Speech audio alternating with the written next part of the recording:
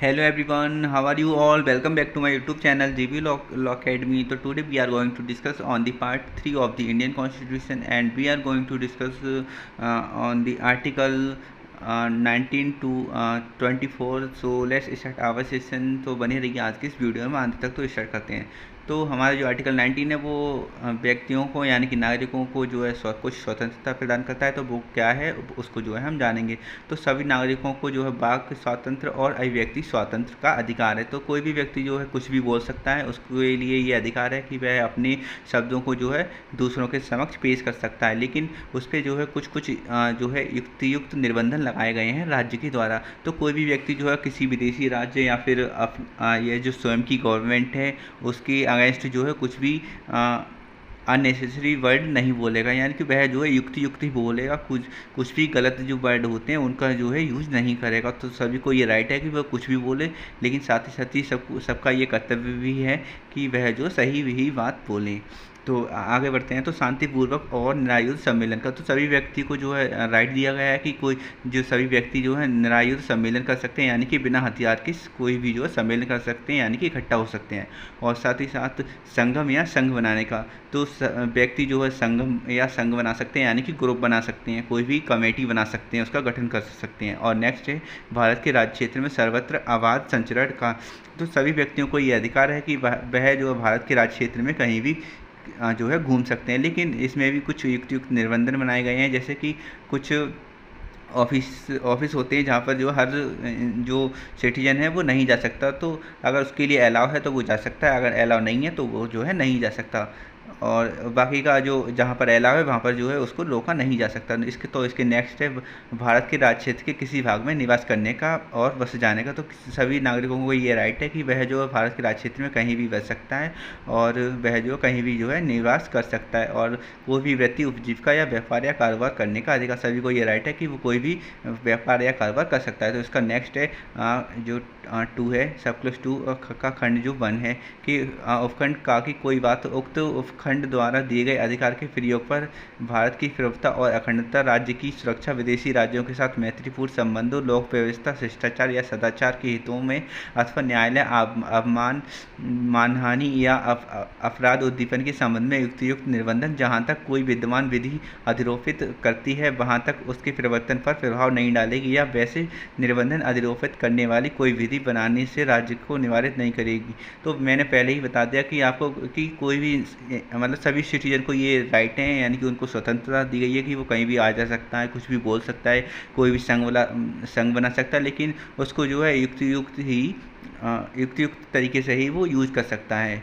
तो पढ़ते हैं हम इसके नेक्स्ट। तो उक्त खंड के उपखंड खा की कोई बात उक्त उपखंड द्वारा दिए गए अधिकार के प्रयोग पर भारत की प्रभुता और अखंडता या लोक व्यवस्था के हितों में युक्त निर्बंधन जहाँ तक कोई विद्यमान विधि अधिरोपित करती है वहाँ तक उसके परिवर्तन पर प्रभाव नहीं डालेगी, या वैसे निर्बंधन अधिरोपित करने वाली कोई विधि बनाने से राज्य को निवारित नहीं करेगी। तो कोई भी स्वतंत्रता आपको इतनी नहीं दी गई है कि आप जो है किसी पर है कि भारत की जो प्रभुता और अखंडता है उस पर जो है कोई प्रभाव डाले। तो आपको इतनी कोई भी जो स्वतंत्रता है वो नहीं दी गई है कि आप जो है भारत पर जो है कोई भी उस भारत की जो प्रभुता और अखंडता है उस पर जो है अपना इफेक्ट डालें। तो बढ़ते हैं हम इसके नेक्स्ट।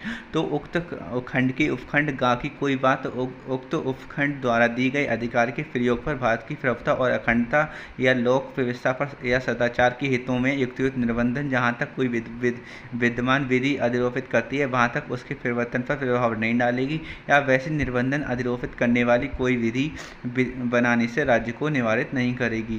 तो कोई भी विधि जो है बनाने से जो है राज्य को निवारित नहीं करेगी, यानी कि नहीं रोकेगी। तो मतलब राज्य जो है कोई सी भी विधि बना सकता है जो कि उसके फेवर में हो, लेकिन इसका मतलब ये नहीं है कि किसी भी पर्सन के राइट को जो है वो वायलेट कर दे, यानी कि उनको शून्य कर दे। और साथ ही साथ सभी नागरिकों का भी ये कर्तव्य है कि वो उस अपने राइट का जो है सही से इस्तेमाल करे।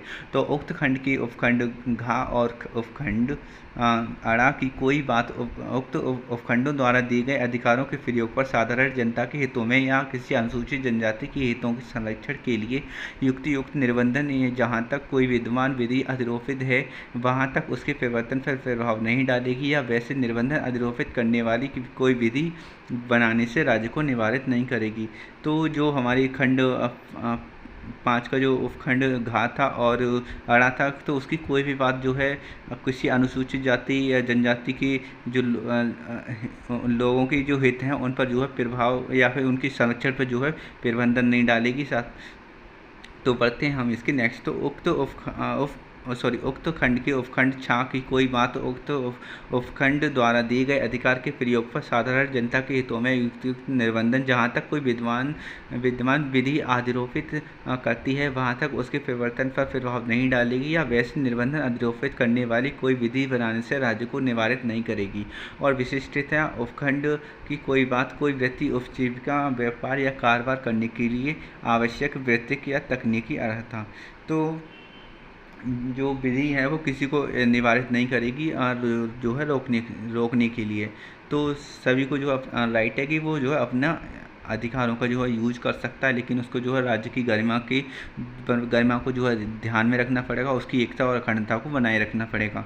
और साथ साथ कोई व्यक्ति जो है वृत्ति उपजीविका या कारोबार जो है अपना सकता है, लेकिन उसको जो है उसमें जो है ये नहीं है कि वो कुछ भी अपना सकता है, तो उसको जो है युक्त कोई भी व्यापार या कारोबार अपनाना पड़ेगा। ये नहीं है कि आप जो है कोई भी इलीगल काम करने लग जाएं।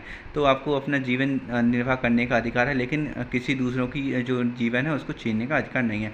तो राज्य द्वारा या राज्य के स्वामित्व या नियंत्रण में किसी निगम द्वारा कोई व्यापार कारोबार उद्योग या सेवा नागरिकों का पूर्णता या भागता अववर्जन करके या अन्यथा चलाए जाने से जहाँ तक कोई विद्वान विधि संबंध रखती है वहाँ तक उसके परिवर्तन पर प्रभाव नहीं डालेगी या इस प्रकार संबंध रखने वाली कोई विधि बनाने से राज्य को निवारित नहीं करेगी। तो राज्य द्वारा या राज्य के स्वामित्व या नियंत्रण में किसी निगम द्वारा कोई व्यापार कारोबार या उद्योग या सेवा नागरिकों को जो है पूर्णता यानी कि पूर्ण रूप से जो है या फिर थोड़ा दूर या अन्य अंश की थोड़ा बहुत अंश देकर जो अववर्जन करके या अन्यथा चलाए जाने से जहाँ तक कोई विद्वान विधि संबंध रखती है जो है वहाँ तक जो है उस पर जो है वो लागू नहीं होगी। तो इस पढ़ते हैं हम इसके यानी कि आर्टिकल 20 का सब क्लॉज 1। तो कोई व्यक्ति किसी अपराध के लिए तब तक सिद्ध दोष नहीं ठहराया जाएगा जब तक कि उसने ऐसा कोई कार्य करने के समय जो अपराध के रूप में आरोपित है किसी प्रवृत्त विधि का अतिक्रमण नहीं किया है या उससे अधिक शास्ति का भागी नहीं होगा जो उस अपराध के लिए किए जाने के समय प्रवृत्त विधि के अधीन अधिरोपित की जा सकती है। तो कोई भी व्यक्ति जो है यानी कि अपराध के लिए सिद्ध दोष जब तक नहीं होगा जब तक वो क्राइम जो है किसी कोड में जो है डिस्कस नहीं किया गया है, यानी कि जब तक वो कानून नहीं है उसके लिए उस केस में जो है नहीं फंसाया जा सकता। और साथ ही साथ उसको जो है जिस समय उसने क्राइम किया है उस क्राइम के लिए उतना ही दंड दिया जा सकता है जितना उसमें डिफाइन था। तो किसी व्यक्ति को एक ही अपराध के लिए एक बार से अधिक अभियोजित और दंडित नहीं किया जा सकता। और साथ ही साथ कोई भी व्यक्ति अगर क्राइम करता है तो उसको जो है एक ही बार अभियोजित किया जा सकता है यानी कि गिरफ्तार किया जाता है और साथ ही साथ उसको एक ही बार दंडित किया जा सकता है। और किसी अपराध के लिए अभियुक्त किसी व्यक्ति को स्वयं अपने विरुद्ध साक्षी होने के लिए बाध्य नहीं किया जा सकता। तो किसी व्यक्ति को जो अपने विरुद्ध ही गवाही देने के लिए जो है मजबूर नहीं किया जा सकता। तो ये जो है हम इलीगल काम है। अगर अगर पुलिस जो है किसी व्यक्ति को अपने ही विरुद्ध जो है अगर गवाही देने के लिए कहे तो ये जो है इलीगल है, हमारे कॉन्स्टिट्यूशन का ये वायलेशन करती है, तो ये जो है गैर कानूनी है। तो किसी व्यक्ति को मजबूर इस काम के लिए नहीं किया जा सकता। तो आर्टिकल 21 तो किसी व्यक्ति को उसकी फिराड या दैहिक स्वतंत्रता से विधि द्वारा स्थापित प्रक्रिया के अनुसार ही वंचित किया जाएगा, अन्यथा नहीं। तो जो हमारी सिटीजन है उनको जो है या फिर अदर्स सिटीजन है उनको जो है किसी व्यक्ति को जो है उसके प्राण या दैहिक स्वतंत्रता से यानी कि उसकी दैहिक स्वतंत्रता और उसके जो प्राण हैं उससे जो है सिर्फ विधि द्वारा स्थापित प्रक्रिया से ही वंचित किया जाएगा, अदरवाइज नहीं किया जा सकता। तो अगर कोई कानून में ऐसा दिया रखा है कि या फिर उसने ऐसा काम किया है कि उसको जो है विधि द्वारा मृत्युदंड दिया जा सकता है तभी जो है उसकी जो है मृत्युदंड दिया जाएगा, अदरवाइज उसको जो है पनिश नहीं किया जा सकता या फिर उसको जो है मृत्युदंड नहीं दिया जाएगा, उसके प्राण नहीं छीने जाएंगे। तो आर्टिकल 21 का तो राज्य 6 वर्ष से 14 वर्ष तक की आयु वाली सभी बालकों के लिए निःशुल्क और अनिवार्य शिक्षा देने का ऐसी रीति में जो राज्य विधि द्वारा अवधारित करे और बंद करेगा। तो राज्य का ये कर्तव्य है कि वह जो 6 वर्ष से 14 वर्ष की आयु के बच्चों को जो है निःशुल्क शिक्षा प्रदान करे और अनिवार्य शिक्षा प्रदान करे और जो कि राज्य जो विधि द्वारा जो है अवधारित करे। तो राज्य कानून बनाएगा कि 6 से 14 वर्ष के जो बच्चे हैं उनको जो है निःशुल्क शिक्षा दी जाए, और साथ ही साथ उनका ये कर्तव्य है कि वह जो सभी बच्चों को इस प्रकार से शिक्षा दें और साथ ही साथ उनको जो है निःशुल्क शिक्षा दें।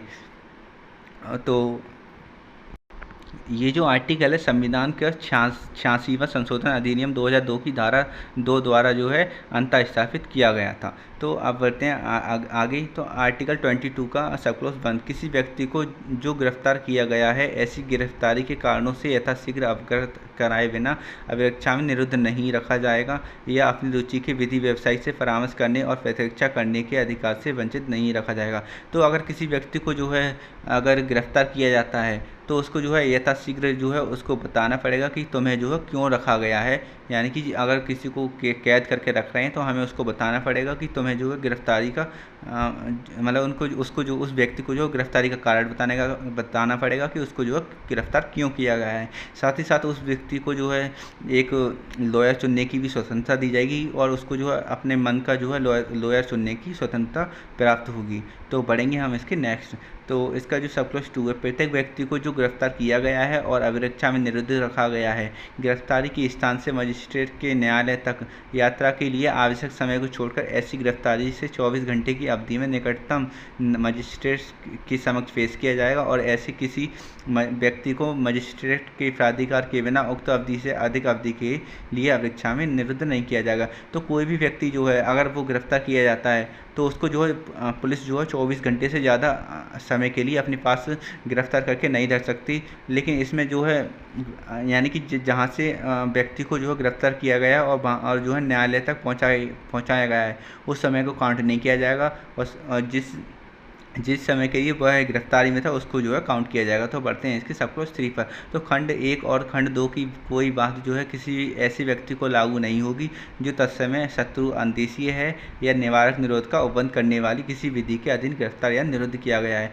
तो जो खंड 1 और 2 में जो अभी हमने बात बताई थी तो वह जो है किसी विदेशी शत्रु पर जो है लागू नहीं होगी, यानी कि कोई विदेश से अगर कोई शत्रु है तो उस पर जो है लागू नहीं करेगी। और साथ ही साथ निवारक निरोध का उल्लंघन करने वाली किसी विधि के अधीन गिरफ्तार या निरुद्ध किया गया है। तो जो वो व्यक्ति जिसको निवारक निरोध विधि के अधीन गिरफ्तार किया गया है उस व्यक्ति पर भी जो है ये दोनों उपखंड जो है लागू नहीं होंगे। तो निवारक निरोध यानी कि किसी व्यक्ति को संदेह के मात्र के आधार पर जो गिरफ्तार कर लेना यानी कि निरुद्ध कर लेना।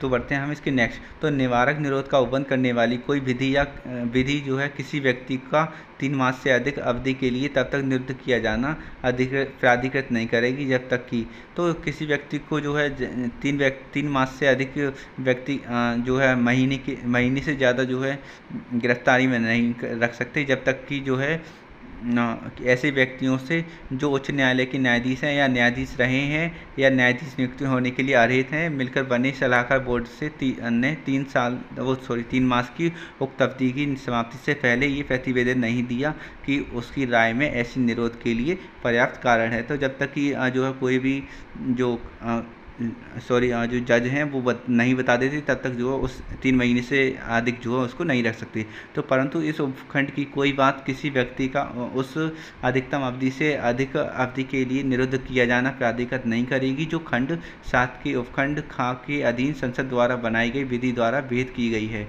या जो इसका सब क्लॉज कहाँ है। ऐसे व्यक्ति को खंड 7 के उपखंड का और उपखंड खा के अधीन संसद द्वारा बनाई गई विधि के उपबंधों के अनुसार निरुद्ध नहीं किया जाता।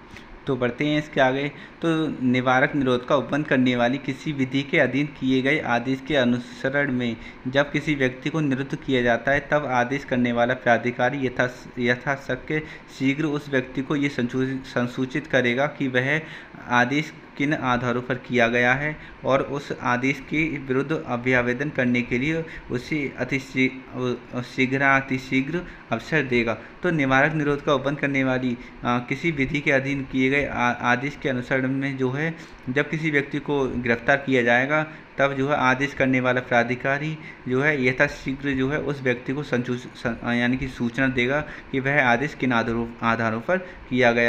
तो बढ़ते हैं हम इसके नेक्स्ट। तो खंड 5 की किसी बात से ऐसा आदेश जो उस खंड में निर्दिष्ट करने वाले प्राधिकारी के लिए ऐसे तनियों को प्रकट करना आवश्यक नहीं होगा जिन्हें प्रकट करना ऐसे प्राधिकारी लोकहित के विरुद्ध जो है समझा जाता है। तो बढ़ते हैं इसके नेक्स्ट। तो संसद विधि द्वारा भेद कर सकेगी कि किन परिस्थितियों के अधीन और किस वर्ग या वर्गों के मामलों में किसी व्यक्ति को निवारक निरोध का उपबंध करने वाली किसी विधि के अधीन 3 मास से अधिक अवधि के लिए खंड 4 के उपखंड का के उपबंधों के अनुसार सलाहकार बोर्ड की राय प्राप्त किए बिना निरुद्ध किया जा सकेगा। तो संसद को ये राइट है कि वह जो है बता सकती है कि किन परिस्थितियों के अधीन जो है किस वर्ग के या किन वर्गों के मामलों में जो है किसी व्यक्ति को निवारक निरोध में रखा गया है और उसको जो है कितनी अवधि के लिए रखा जाएगा। तो संसद के पास ये राइट है कि वह जो बता सकती है कि किसको जो निवारक निरोध में रखा जा रहा है और वह जो है उसको जो है कितने टाइम के लिए यानी कि कितने टाइम पीरियड के लिए जो है रखा जा रहा है। तो बढ़ते हैं हम इसके आगे। तो किसी वर्ग या वर्गों के मामलों में कितनी अधिकतम अवधि के लिए किसी व्यक्ति को निवारक निरोध का उपबंध करने वाली किसी विधि के अधीन निरुद्ध किया जा सकेगा। और खंड जो 4 है कि उपखंड का के अधीन की जाने वाली जांच में सलाहकार बोर्ड द्वारा अनुसरण की जाने वाली प्रक्रिया क्या होगी। तो अब हम स्टार्ट करेंगे आर्टिकल 23। तो 23 का जो सब क्लॉज 1 है वो क्या कहता है। तो मानव का दुर्व्यवहार और वेगा तथा इसी प्रकार का अन्य बलात्श्रम प्रतिषिद्ध किया जाता है और इस उपबंध का कोई भी उल्लंघन अपराध होगा जो विधि के अनुसार दंडनीय होगा। तो ये जो आर्टिकल 23 का जो सब क्लॉज 1 है वो मानव का दुर्व्यवहार पर यानी कि जो मानव का जो ह्यूमन ट्रैफिकिंग होती है उसको जो है इलीगल बताता है और साथ ही साथ उस पर प्रतिबंध लगाता है और साथ ही साथ जिन मानवों से जो है यानी कि सिटीजन से जो है बलात्संग किया जाता है यानी कि ज़बरदस्ती काम किया जाता है और बेगारी की जाती है, उनको बिना वेतन दिए काम किया जाता है, तो उसको भी जो है ये प्रतिबंधित करता है। तो इस अनुच्छेद की कोई बात राज्य को सार्वजनिक प्रयोजन के लिए अनिवार्य सेवा अधिरोपित करने से निवारित नहीं करेगी। ऐसी सेवा अधिरोपित करने में राज्य केवल धर्म, मूलवंश, जाति या वर्ग या इनमें से किसी के आधार पर कोई विभेद नहीं करेगा। तो ऐसी किसी भी काम में जो है राज्य जो है किसी भी जाति, मूलवंश आदि के आधार पर भेदभाव नहीं करेगा। तो बढ़ते हैं हम इसके नेक्स्ट।